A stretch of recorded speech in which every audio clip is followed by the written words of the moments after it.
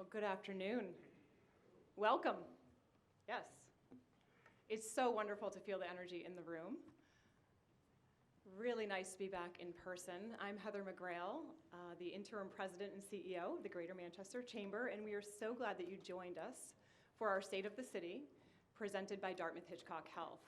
I think we can all agree that virtual meetings have their place, but they are no replacement for the palpable energy in the room today. And I know some of you joined us for our State of the State a few weeks ago, and this I heard on your way in is back again, 2 events in 1 month. So a round of applause for that, to be here all together. And thank you so much for the New Hampshire Institute of Politics for having us reunite here again for this very important event that allows Mayor Joyce Craig to connect directly with our business community and discuss the issues that are important to you. So a few shouts out of recognition. I would like to recognize our board members who are here with us today. And if you could, board members, just a quick raise of your hand so that we can put, hold on, not yet, because we want to know whose face goes with whose name, otherwise it will be just more confusing. So we're going to start with Janella McDonald of Stibler Associates, who's the chair of our board. Nathan Saller from Bellwether Community Credit Union. Diane Fitzpatrick from Boys and Girls Club of Manchester. Diane, right there in the back. Alex Horton from Cafe Lorraine. Ted Kitchens, Manchester Boston Regional Airport. Hi, Ted. John Kakavis from Dartmouth-Hitchcock Health. Scott Spradling from the Spradling Group, who will be our wonderful moderator for today. Chief Aldenberg from the Manchester Police Department. Where are you, Chief? There you are, trying to hide in the back. Ashley Oberg, Bar Life. Anna Thomas, the Manchester Health Department. Hi, Anna. Matt Kafori from Kafori Company. Hi, Matt. And Dr. Joe Favaza from St. Anselm College. Thank you so much to all of our board members who so thoroughly and enthusiastically support our mission day in and day out. We'd also like to recognize special guests, former mayor of Manchester. Syl Dupuis is joining us virtually. It's great to have you, Syl. We also have former mayor Bob Baines. Where's Bob? Thank you for joining us, Bob. And District 20 Senator Lou D'Alessandro. And a shout out, of course, with gratitude to our sponsors who have made this program possible today. We have our presenting sponsor, Dartmouth-Hitchcock Health, advocate sponsors, Alumni Ventures and New Hampshire Healthy Families, our media partner, the Spradling Group, and venue partner, of course, the New Hampshire Institute of Politics, where we are all reuniting today. At this point, I'd like to bring up John Kakavis to say a few words as our presenting sponsor.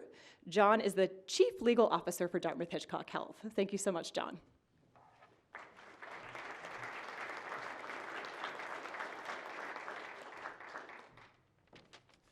Thank you very much, Heather. And thank you to you and your staff of the Greater Manchester Chamber. You all do such amazing work on behalf of our great city and its surrounding communities, so thank you. Your Honor, ladies and gentlemen, good afternoon and welcome to the 2022 State of the City Address, presented by Dartmouth-Hitchcock Health. It really is such a pleasure to see everybody in person. For me, it's the first time being out in person in a crowd as we emerge from this state of isolation, really, for the last couple of years. It's so good to see so many friends and neighbors and colleagues in person in the room. Welcome. Having been born and raised in Manchester and having made the conscious decision to come back and raise my own family here in this great city, I'm gratified by the role that Dartmouth-Hitchcock Health plays in the life of this community, both as a healthcare provider and as a fully engaged community partner. Now, of course, our top priority is to continue to deliver the highest quality healthcare to our patients and their families. But as an anchor institution in this community, we also recognize and fully embrace our obligations to help eliminate disparities in access to health care and to address the political and social influencers of health, like food insecurity, education, and homelessness. To those ends, Dartmouth-Hitchcock Health has contributed to the creation of the Manchester Food Collaborative, invested in Families in Transition's grocery-style food shelf, collaborated with the New Hampshire Food Bank to provide emergency food bags, made a cash infusion to Families in Transition to ameliorate the homelessness problem, provided support for Manchester Proud's diversity, equity, and inclusion work, implemented desperately needed behavioral health programs, and we look forward to continuing our wonderful collaboration with Anna Thomas and the City Department of Health as we formulate our community health needs assessments and our community health improvement plans. These are just a few of the ways Dartmouth-Hitchcock Health has demonstrated its commitment to the City of Manchester. We understand that these initiatives at the grassroots level create a virtuous circle of a healthy community, a healthy workforce, a healthy economy, and a strong state of the city. Thank you for being here.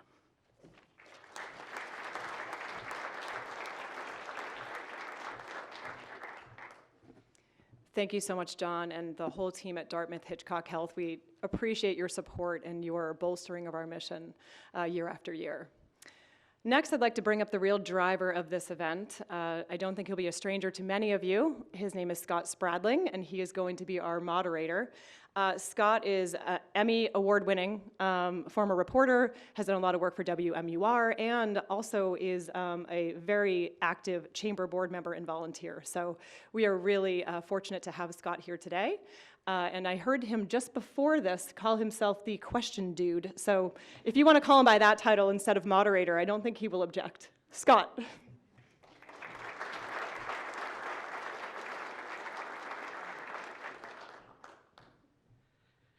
Hi, everybody. Good afternoon. It's nice to see so many familiar faces. This is a great city. It's an honor to be here this afternoon. It's an honor to be one of the members of the board of the Greater Manchester Chamber of Commerce. And as I look around the room, I feel like we're in good hands overall. I really do. Chief Al Aldenberg from Manchester Police Department is one of my favorite humans. We've got Anna, who's the former Chamber Citizen of the Year. What does that say about sort of the management of our challenges? We have some just really great people. Jen Gillis is here, our interim school superintendent, who's doing yeoman's work as we begin a transition process for permanent leadership. But a lot of familiar faces here in the room and a lot of true public servants. So thank you all for being here. Thank you for your contributions to the city. I see the lovely and talented Lou D'Alessandro is here. It's not a Manchester event if you don't have someone like Lou in the room, but the same can be said for basically everybody here. So thank you for being here, and let me just quickly run over the expectations for today. Glad to have you here. The format is really very simple. I'll be honored to call up the mayor in just a second. She's going to offer a high-level view of what she sees as the state of our city right now in 2022. She'll offer some thoughts, and then she and I will sit down, and I will, in the friendliest way possible, just totally grill her on everything that's going on in Manchester. What I've done is, in working with Heather and the leadership team with the Chamber, the questions that I'll be asking are really follow-up questions and questions that have come from all of you. We quizzed the members of our Chamber to get a sense of what it is that's on their minds right now, what challenges they're facing, what things that they'd like to know more about, and those will be the questions that we'll present to the mayor this afternoon. So with that said, and I will get you out on time, because I know time is money, we've got a lot to do, it's nice to be in the same room together, but there's places to go, right? So we'll get you out at 5 o'clock, and it's now my pleasure to formally introduce Mayor Joyce Craig for the State of the City address. Born and raised in Manchester, Mayor Craig grew up in Ward 8 and is a graduate of Manchester's public schools. After she earned her degree in business administration from the University of New Hampshire, she worked in the marketing industry for 15 years. She's actually promised to deliver her entire address in sound bites, so really proud of her for that. The mayor began her public service in 2007 when she served on the Board of School Committee. In 2009, the mayor won a seat on the Board of Mayor and Aldermen and served 3 terms representing Ward 1. In 2017, she made history. Mayor Craig became elected as not only the 48th mayor of Manchester, but the first woman elected to that office in the city's history. She's now serving her 3rd term. Joyce and her husband, attorney Michael Craig, who is here, along with their daughters, Sarah and Catherine, nice to see both of you, and son William, who is not here today. Ladies and gentlemen, it's my honor to introduce Mayor Joyce Craig.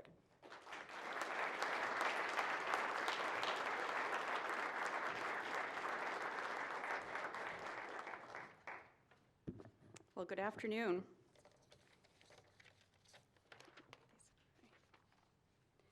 I'd like to start, as everyone else has, thanking you all for being here and thanking the Chamber for hosting this event.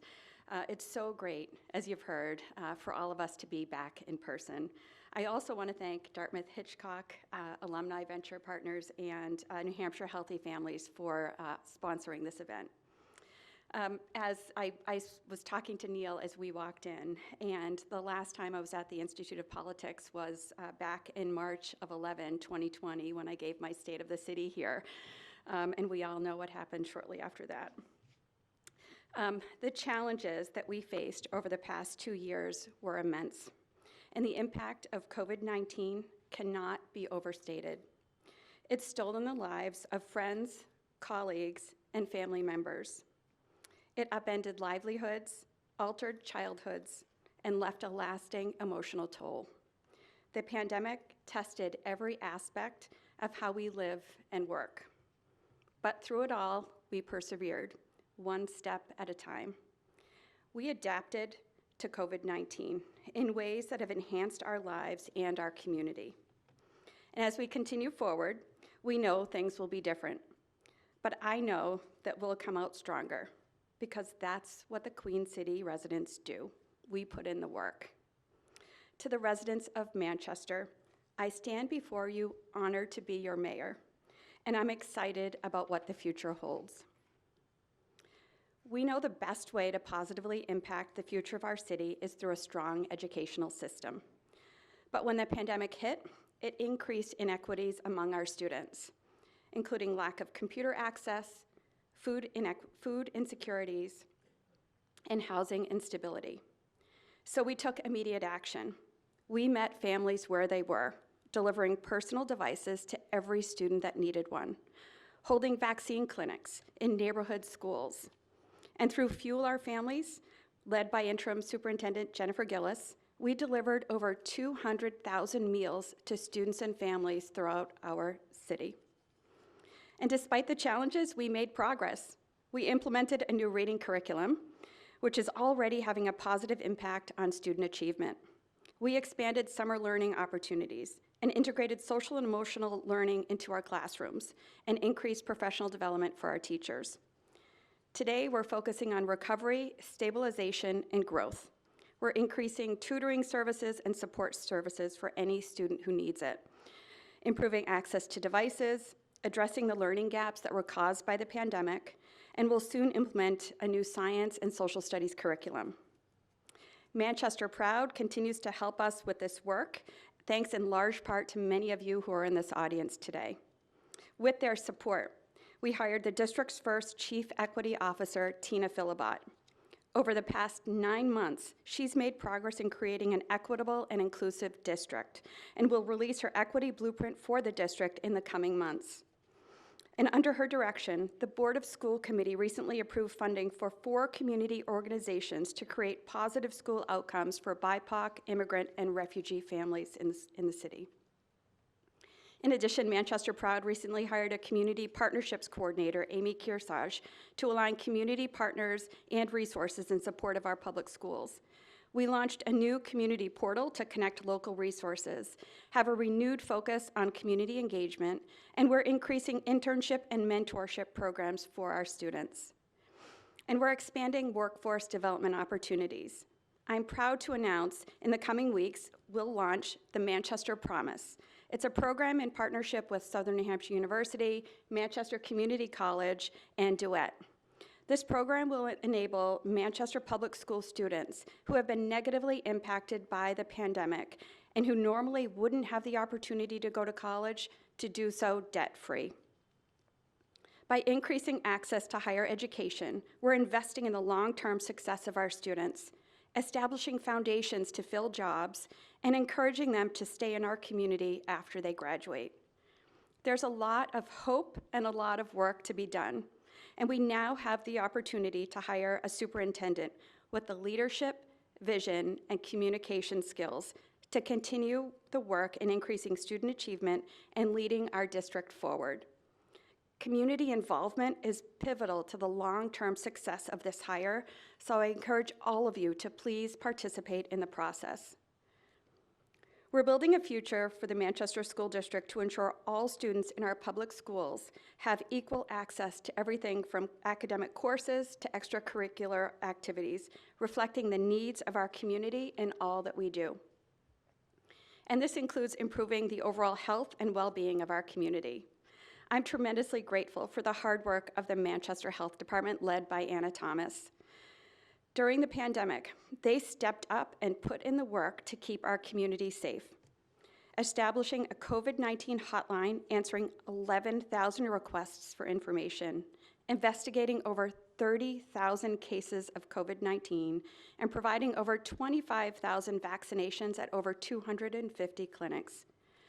As we move past the pandemic, the Health Department, in partnership with CMC, the Elliott, and Dartmouth-Hitchcock, as John mentioned, is updating the city's community needs assessment. This will evaluate everything from income equality to life expectancy. We'll use this updated information to target the root cause of poor health in our city and guide us in establishing interventions. And we're welcoming others to help us in this work.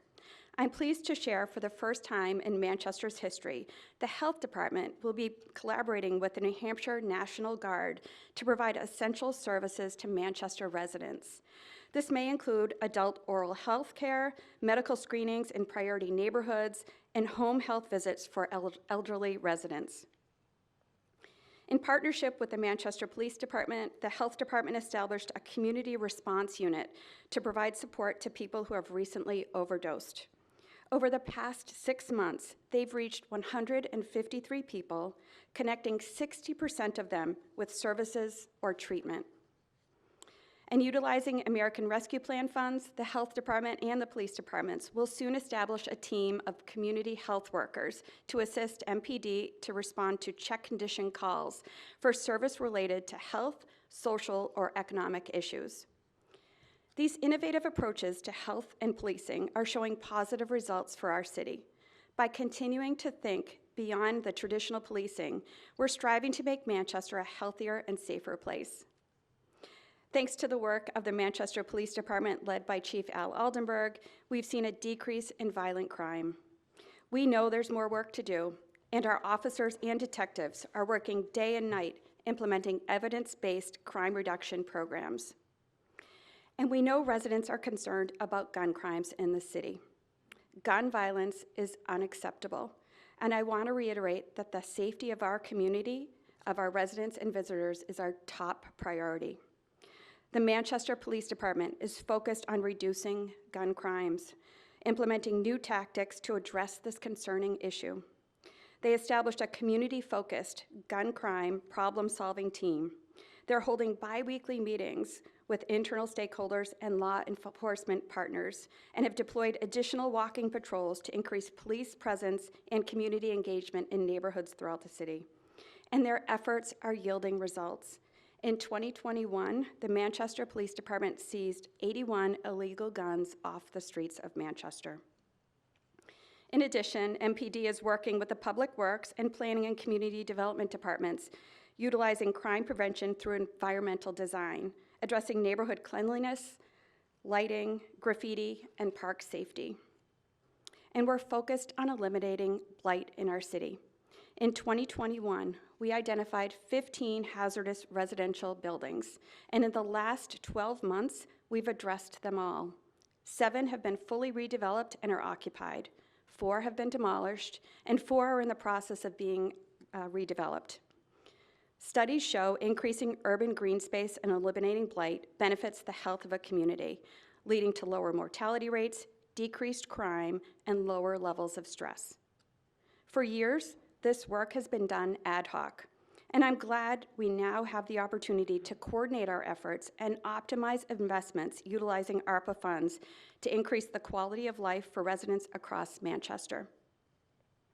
Thanks to the Department of Public Works, led by Kevin Shepard, we're making significant investments in infrastructure, repairing over 183 miles of roads and sidewalks in the past 4 years, and improving parks, trails, and green spaces. Our work to improve our city is ongoing, and in 2020, we'll complete the restoration of the Veterans Park Monument, open the skateboard half pipe at Rock Ribbon, install new playgrounds at Pine Island Park and Wright Park and Northwest Elementary, and begin construction on the extension of the South Manchester Rail Trail. And soon, we'll have 3 new park rangers patrolling our parks and trails. During my State of the City in 2020, I announced Manchester is committed to its status as an environmental pioneer in New Hampshire and set a goal of reducing CO2 emissions by 50% by 2030. Today, I'm proud to announce that in just 2 years, we surpassed our goal.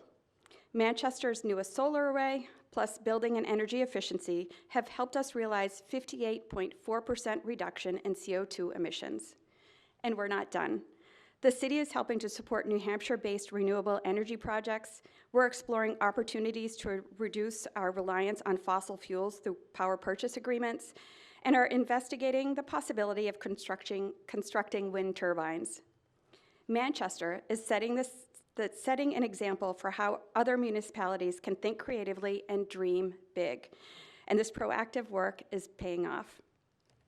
In November of last year, Manchester was awarded a $25 million RAISE grant by the United States Department of Transportation to revitalize the South Millyard and South Elm Street area. This was the largest grant awarded to any municipality. With this grant, we'll reduce traffic congestion, increase biking and walking trails, add a pedestrian bridge over Granite Street, and create development opportunities throughout the South Elm Street corridor. We're really looking forward to further guidance so we can begin this work as soon as possible. Manchester was also named a finalist for the Economic Development Administration's Build Back Better Regional Challenge Part 1, one of only 60 finalists over 550 applications. Over the last decade, Manchester has established itself as a leader in the field of regenerative medicine and biofabrication.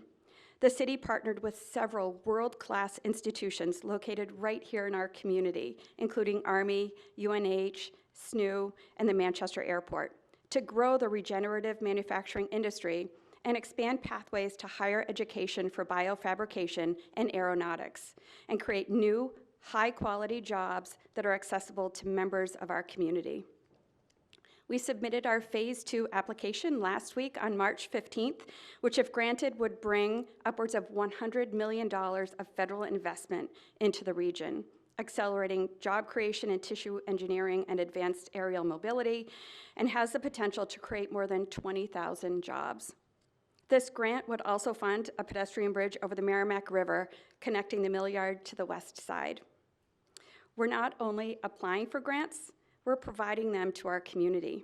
Using ARPA funds, we launched 2 exciting programs, the Community Event and Activation Grant and the Small Business Recovery Grant. Both programs provide up to $10,000 to increase community events, expand tourism, and help businesses recover from COVID-19. Our residents know best what our city needs to thrive. And with these programs, we're empowering them to be proactive and make a positive impact. And for the first time in 2 years, our city's Economic Development Department is back with Director Jody Nazaka, and soon we'll be hiring a business liaison. This department will be instrumental as we continue to recover from the pandemic, assisting businesses and planning for the future. In the coming weeks, we'll issue an RFP to update the city's marketing and branding strategy, working with the State Tourism Board to continue solidifying Manchester as a top destination in New Hampshire. We're also working to create stronger connections with businesses, unify departments to increase economic opportunities, and bolster activities and pride throughout our city. And there are many exciting events coming up. The St. Patrick's Day Parade is this Sunday, March 26th. The Fisher Cats home opener is April 12th. And after a 2-year hiatus, we're bringing back the Taco Tour on May 5th, thanks to the Chamber. But one thing that's been missing in our city is hockey. Manchester is a hockey town, and I'm pleased to announce that I'm establishing an exploratory committee to work to bring hockey back to the Queen City. We'll continue supporting these initiatives and events that encourage people to live, visit, and invest in our city. And some of this work is already underway at the Manchester-Boston Regional Airport, one of the most important economic engines in our state. Led by Ted Kitchens, the airport team is focused on growth opportunities. As the airport recovers from the pandemic, we're seeing increased ridership, with a 240% increase in passenger traffic. Plus, as I'm sure you all know, last year we added Spirit Airlines, the first new airline the airport has seen in 17 years. In addition, the airport is partnering with chambers in the region to create the first ever business consortium to enhance air service. They've also secured the first ever small community air service development grant to provide marketing support. Cargo growth has been strong due to the rise in e-commerce. To meet the demand, a new 64,000 square foot cargo facility is under construction that will more than double the cargo warehouse capacity at the airport. The convenience, value, and service of the Manchester-Boston Regional Airport is unmatched. So when you choose to fly, please fly Manchester. In addition to increasing service at our airport, we know we need to expand public transportation options. It's time to bring commuter rail to Manchester. We've worked closely with the New Hampshire Department of Transportation and identified areas for a rail platform and layover area. The reality is closer than ever before, with $66 billion in the federal infrastructure bill earmarked for rail projects. Expanded commuter rail will increase new economic development opportunities, attract a youthful workforce, expand transit options, reduce traffic, and significantly decrease greenhouse gas emissions. While it's estimated that we may be 4 to 6 years away, please know I am committed to moving this project forward. We're also working to expand transportation options with the Manchester Transit Authority, led by Director, and this year also a school bus driver, Mike Whitten. Together, he and his team are continually working to improve bus service to better meet the needs of our residents. Back in 2019, we increased the frequency of our Route 8 bus along the South Willow Street area, our most popular bus route, so it ran every 30 minutes instead of every hour.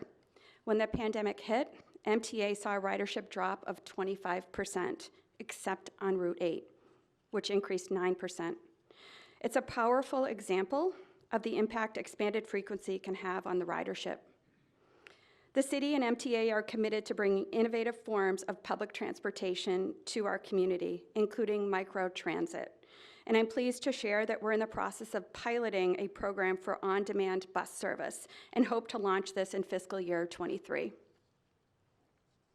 As we continue to plan for future generations, we're also working to make a positive impact for our seniors. We were recently named an AARP age-friendly community and will soon have a community health worker dedicated to assisting seniors across Manchester. We've also added funds in our Affordable Housing Trust to provide grants for seniors so they can stay in their homes as they age. And as you all know, housing is one of New Hampshire's biggest challenges, and we're focused on increasing affordable housing locally.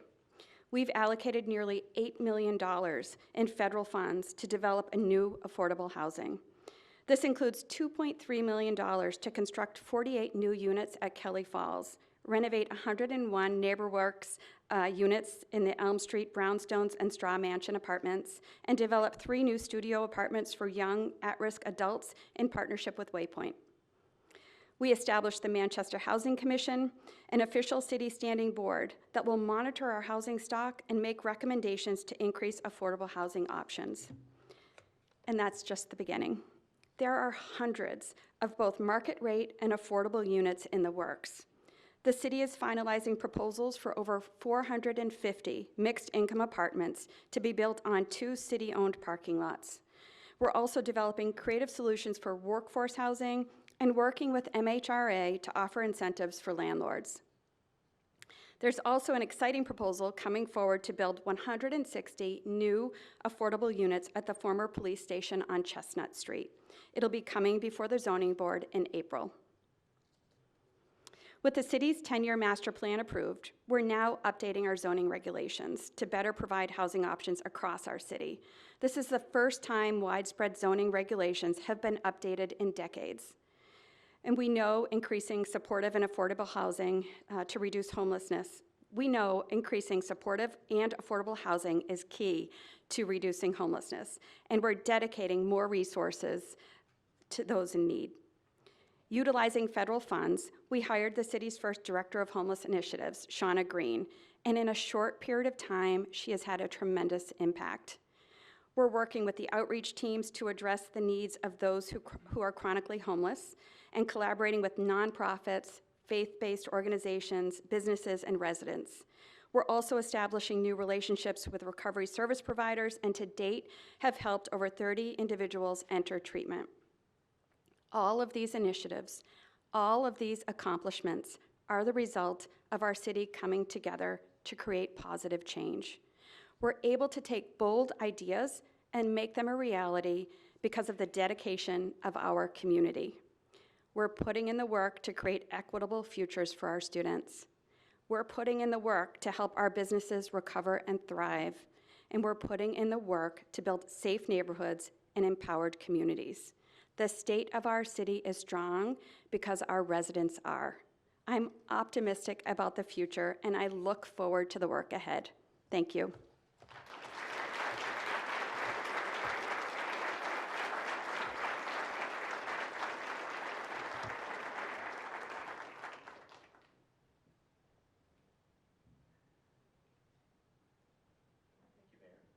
Okay, there we go. Is that all right? Sound okay?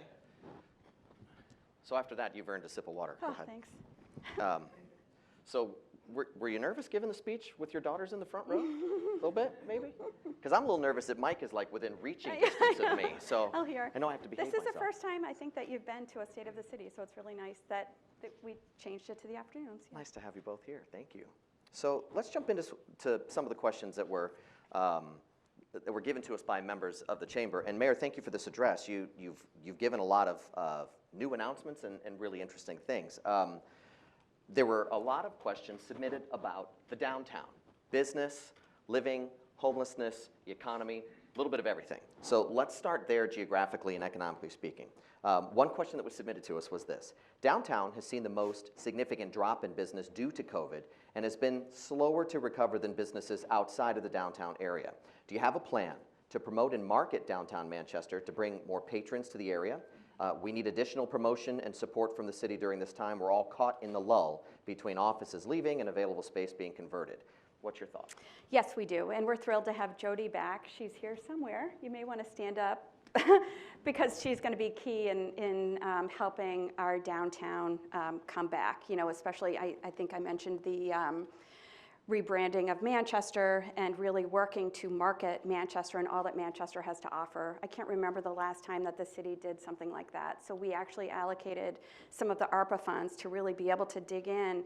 And it's going to be, I'll liken it to what the chamber did when they rebranded. You know, we really want to encourage our community to participate. Manchester has changed significantly just over the last 10 years, right? And so who are we? Who do we want to be? What do we want to portray when we talk about our city? So that's going to be starting very soon. In my budget for FY '23, I think I put about $500,000 toward sidewalk enhancements just in the downtown area. We know that it's necessary. I sit in my office and see the issues myself, and we look forward to making those enhancements. We have our Public Works department has been working diligently to keep our streets and sidewalks clean. We have a new team that was just brought back today who will be doing that as well. And so, when we talk about businesses not being in downtown, I think it's important to note that we're seeing a decrease, especially I think during the daytime, right, the lunch hours, because businesses are still remote. And hopefully they come back. But as we're seeing sort of a flex there, we're also seeing a significant increase in housing in our downtown, which will have a really positive impact on what we're seeing and hopefully the business. And in talking, one last point, talking to Tim Beckert at the SNU Arena, He mentioned to me that since November, there have been 150,000 people that came to the SNU Arena for events. And we know, when they go to SNU Arena or when they go to the Palace, when they go to Fisher Cats, they come into our downtown and patronize our restaurants and stores, and that's a great thing. Mike and I were recently at the Journey concert, and it was sold out. And it was so great to see. And he said every concert that has been there has been sold out, since COVID. So as people are here, we're seeing that people also want to be back and go to entertainment venues. And I think with that and with the good weather coming, hopefully we see more people coming into our downtown. There's definitely pent-up demand. You just made this announcement yesterday. It's sort of related to this conversation of supporting businesses, but the ARPA grants of Yes. 2 different types, $10,000. Can you elaborate a little bit more on what you envision that money being used for and how you think it might help? Yeah, so there are two things. One is the small businesses in our city are the backbone of our community, right? And we want to make sure that we're doing everything we can to help them through this pandemic. We know it's been extremely difficult. So we did have a smaller grant opportunity a year ago. This opportunity is up to $10,000. The small businesses can apply for it, and they can use it for a variety of different things. They could use it for facade improvement. They can use it for increasing seating outside. They can use it for business planning going forward.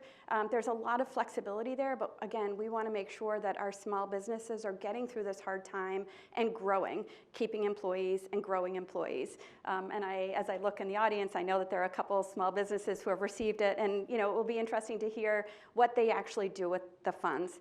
And then the other one is to encourage events and community gatherings. As you mentioned, I think there's pent-up demand. I know from my perspective, there's pent-up demand to be with people and to be outside after a long winter. And so this grant is up to $10,000, and anybody, a resident or a nonprofit or a business, can apply for it. Some of the applications so far have included neighborhood gatherings, block parties, community gatherings like a basketball tournament, public art, bike racks, lighting on a trail. And so it's again, there's a lot of flexibility there.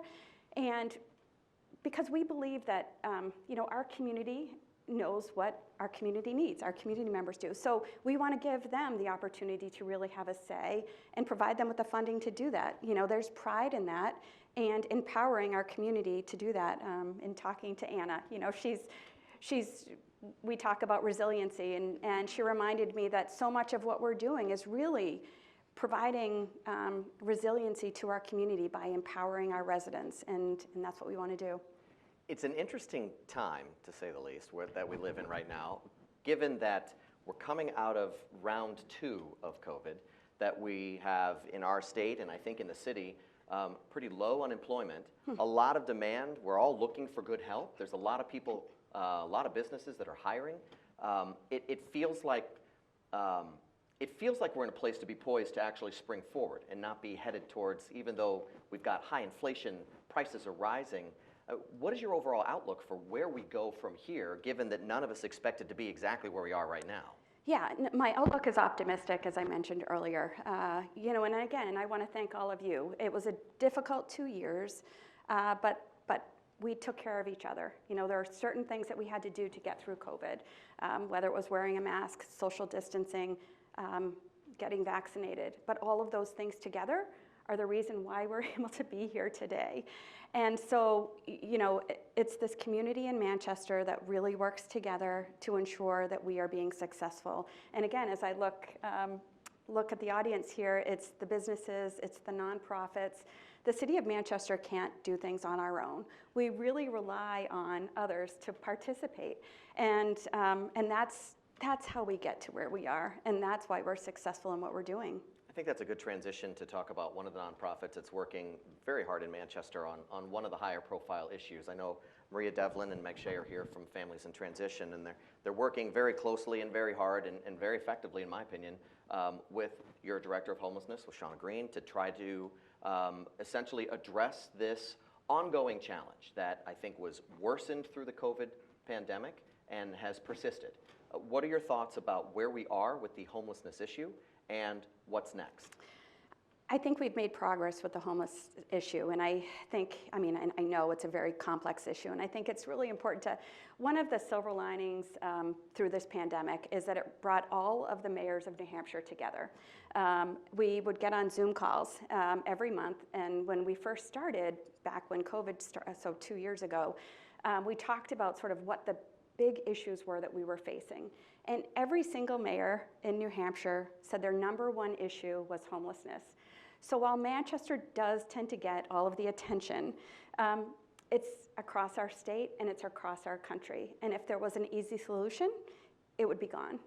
So it's extremely complex. But to your point, we have incredible partners in the city of Manchester who are helping us with this. And having Shawna on board has been fantastic. You know, one of the things that's critical is affordable and supportive housing, and we're making inroads on that. And then it's sort of getting everyone together to work together to address the issue. And over the years, we've had a lot of folks sort of help on their own, and sometimes it's not necessarily productive. And so, an example, going out into an encampment, this was during COVID, we'd see big boxes of supplies, and they weren't opened, and they were destroyed from rain, right? So someone with a good heart wanted to help and brought the supplies there. But a lot of times, the individuals who are living there aren't even capable of utilizing them. And so what Shawna's really tried to do and is having some success with is getting entities to work together and having a location to bring supplies. And so when the outreach team goes out, they do the assessment and get the supplies needed that the individuals need, for example. And then making the community aware of what's helpful. One of the things that we talk about is we do have big hearts, we do want to help, but it has to be productive. And we don't want to encourage individuals to live outside. It's not healthy, it's not safe. We really want to encourage people, when they're ready, to come into the shelter or come into a place where they can get help to get better. So that's our ultimate goal.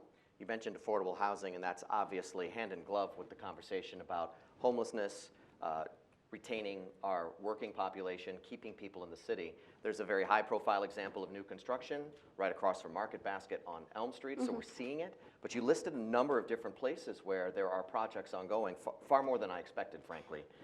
As you've delved into this and the challenge of trying to get the city moving forward and being productive with creating the vacant space and working with areas of urban blight to clean that up and maybe bring people back, what were the hurdles that you were finding in this process? Because it seems like it's something that maybe we've been working on for a long time. Is it bureaucratic? Is it just people heading in different directions, different expectations? What are the hurdles? Well, money, quite frankly, Fair right? enough. So the cost of construction has gone up 50%. And if it's city-owned land or city-owned property, we have the authority to say we want this to be affordable. But when it's a private property and a private developer, they can do what they do and what they want to do. And to cover the costs, a lot of times it's not affordable housing. And so we feel very fortunate when we have a developer come in, like the one I mentioned, who's going to be proposing or putting forward a proposal at the former police station where it's 100% affordable housing. There are certain developers that know how to do it and are looking to Manchester to do it, which is exciting. But it's having the money to support nonprofits who are expert at affordable housing and then getting it done. We need it done yesterday. Crystal ball time. Maybe not a fair question. We've dealt with now, like I said before, 2 rounds of COVID and this pandemic that has persisted that maybe we're starting to see has become a cold weather cycle where the numbers begin to spike as we're all inside, and maybe they drift down as we're dealing with, fighting through the medicinal responses to this. What do you expect to see as mayor, now that you've gone through this a couple of times, as the weather gets warmer and then as the weather gets colder again? Are we having to sort of change our approach to dealing with economic times and realize we may have to just reel it in for 3 months in the winter? Or are we starting to finally make progress that this is getting to the rearview mirror? I wish I had the answer know. to you because I I would make really a wish you lot could of answer money. Right now, I think that we all need to just celebrate where we are, right? Nice weather's coming. We're in a good place. Looking at the data today, I believe there were only 6 people in the hospital as a result of COVID. At the highest point, we were over 100 people in the hospital in the city of Manchester. So we're in a really good place right now. Obviously, we have to continue being vigilant, but celebrate and enjoy life right now. I don't know what the fall is gonna bring.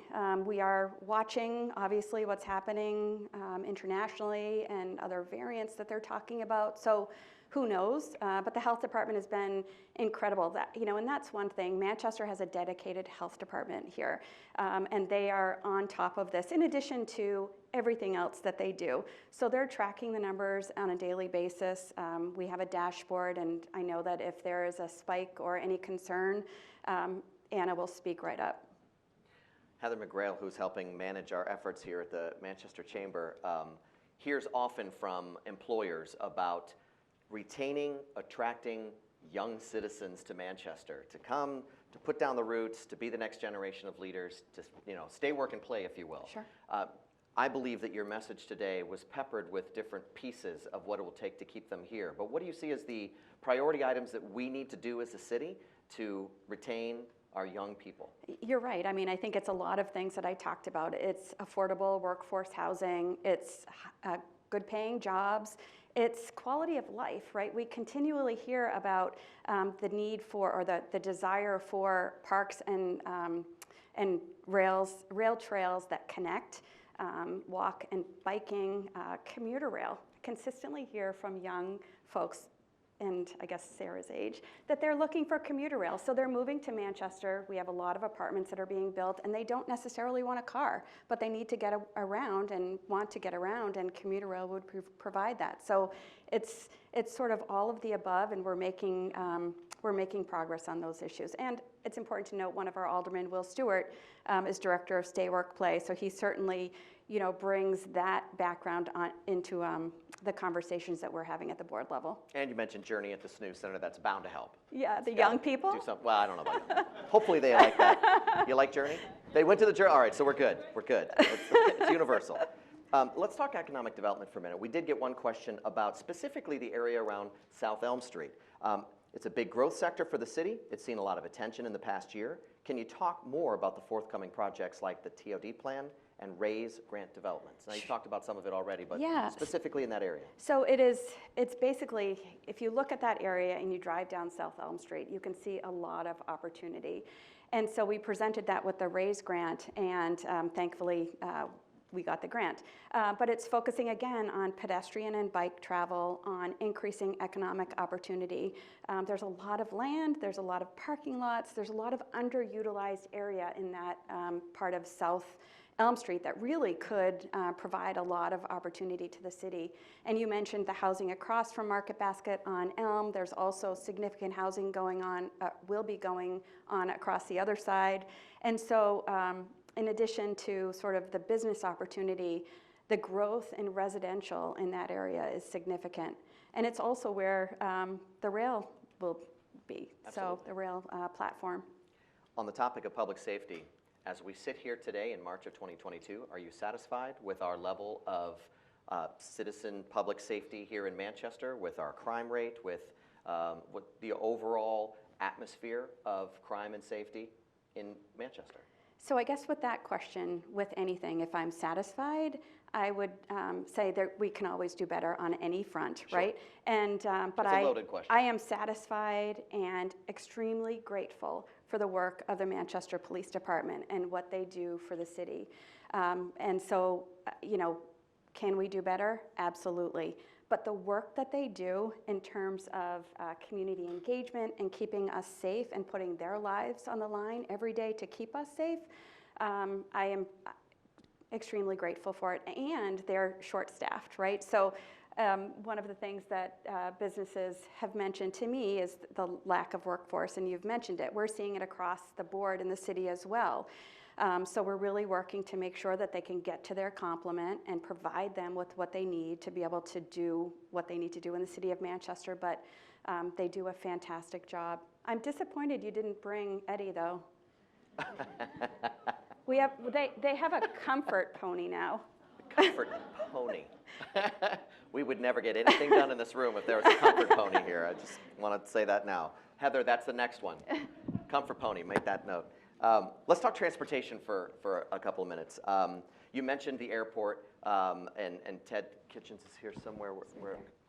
There he is. Ted, doing great work with the Manchester-Boston Regional Airport. I think we're all very excited to see the arrival of Spirit and yet another option. I think there's hopes that more are coming. As a member of the chamber, this group is actively involved, this asset group where we're getting more organized with working closely with airport leaders and business leaders to try and find ways to attract more airlines, more flights, more business, more opportunity. How important is that effort to link the airport and efforts that Ted's doing with our business and leadership community in marketing and pitching Manchester as a destination? It's critical. As I mentioned, the airport is probably the biggest economic driver in the state. And since Ted has been here, he and his team have done fantastic work in terms of making adjustments from a financial perspective, bringing the cost per enplanement down. And by doing that, we attracted Spirit Airlines. And with the growth of cargo, that will, again, bring the cost per enplanement down. And the hope is that we attract new airlines to the city. I think Ted wants me to mention that on April 20th, we'll have service to Myrtle Beach. So for you golfers out there, please be sure to keep that in mind. But to that point, right, so we know sometimes flying out of Manchester may be a little bit more expensive, but it's really, really important for all of us to fly out of Manchester because the airlines need to see that the demand is there. The only way they see that the demand is there is when they sell a ticket. And it's important to remember the stresses that happen when you go to Logan with traffic and the expense of parking, and when you fly out of Manchester, it is so easy, and it will continue to be easy. And so I really encourage you to make sure that when you have an opportunity to please fly out of Manchester, that's the best thing that we can do to support our airline. Our airport. I'd like to talk for a few minutes about rail. We were all in this room, many of us were in this room just a couple weeks ago when the governor was here, and he's skeptical about rail expansion, but wants to study it and see what the numbers look like. He recognizes the federal and available funds to perhaps construct and get it rolling. I think his concerns revolve largely around keeping it operational, keeping it used, and he expressed some concern about the possibility of young people maybe living here, but using the train to go to Boston and working down there, and that is this going to create a loss of our young people? I would like your take on it, given that I know you are in fuller support, and maybe what it would take for the city and others who are in support of this to convince those who might be skeptical about whether or not this works and what you see as the solution. Yeah, I guess young people going to Boston and working, I don't necessarily have an issue with that. And when I think about when I was young, I actually would take the bus to Boston and work too. But I came home and, we ended up staying here and ended up working here. And so I don't think that's a bad thing, right? Young people may want to get out of Manchester for a little bit, but the hope is that they come back. The benefits of rail, to me, outweigh the negatives. And to think that if we don't do it, I think it's a bigger cost to our community than if we do. We do have to get a complete understanding of the expenses, absolutely. There's going to be local participation, there's going to be state participation. The federal dollars that we have right now, though, cannot be dismissed. $66 billion earmarked to rail. And so for me, if we don't act now, this will never happen. And so that's why I'm in support of it and working with our delegation and working with the state as well. We've partnered with the state of New Hampshire in everything that we've done on rail over the last couple of years. as an extension of that, how would you describe the relationship between Manchester and the state, whether it's the legislature or state government? Partnerships are obviously important for getting things done. We see a lot of them happening all the time. How's our relationship? It's fine. You know, from a legislative perspective, we have a number of state reps, state senators. Senator D'Alessandro checks in on a weekly basis, I think, which I'm very grateful for. But then, you know, our department heads too, you know, fire, police, health, they're in constant contact with individuals at the state level. So there's a really good partnership of the city and the state. And we're grateful for that. There's a lot of funding that comes into the city of Manchester from the state level, whether it's to departments or whether it's to nonprofits. And actually, that's one of the things that from a mayor's perspective, all of us are trying to get better information on. And we've talked to the governor about is getting an understanding of the funding that comes into our community to help with whether it's homelessness or substance use disorder, but making sure that it gets communicated at the city level so that we can leverage funds that we have better. You've mentioned the group of mayors around New Hampshire a few times. Sounds like you're speaking more frequently with one voice. Is that a new dynamic? It is, yeah. Through COVID, you know, and what we found was by working together and speaking collectively, we had a stronger voice. And so the first thing that we did as a group, all of the mayors advocated for an update of the statewide plan to address homelessness, which had last been done in 2006, and since has been updated. So we're grateful for that. But we keep an eye on legislation that's happening at the state level and advocate for certain things. There was a bill today talking about the state funding 7% for retirement costs for teachers, police, and fire. So collectively, you know, we advocated for that, and we'll continue to do so. That's excellent. I didn't yet ask you about public education, and I know you are in the middle of preparing for a job search for a permanent superintendent for Manchester. How is that process going? It looks like an aggressive timeline. How are we doing? Good. We have a committee, a small committee from the Board of School Committee who's focused on that. They've got a job description that's finalized. They are marketing it on the internet, so it'll go countrywide. But it's an important hire, and it's really critical that you please participate in this process. Businesses, residents, this is a critical hire, and we want to hire someone who stays with the district long term to continue the important work that we're doing. You mentioned I'm a proud graduate of the Manchester Public Schools. My daughter, well, all of my kids are. My daughter Catherine is graduating this year. My daughter Sarah is getting her master's in education, has been student teaching at Southside this year. And so to me, the success of our city is contingent upon having a very strong public school system. And that means we need strong leadership at the head. And so it's a great opportunity. And we hope that, I think it was by the end of June, we want to have someone named. It looks like COVID just really took a whack at public schools across the country, at education. I mean, we all had to deal with homeschooling in one way, shape, or form among all of us who have school-aged children. We're just coming to the end of the school year that's starting to emerge back to normal. How is the school system? How did we fare?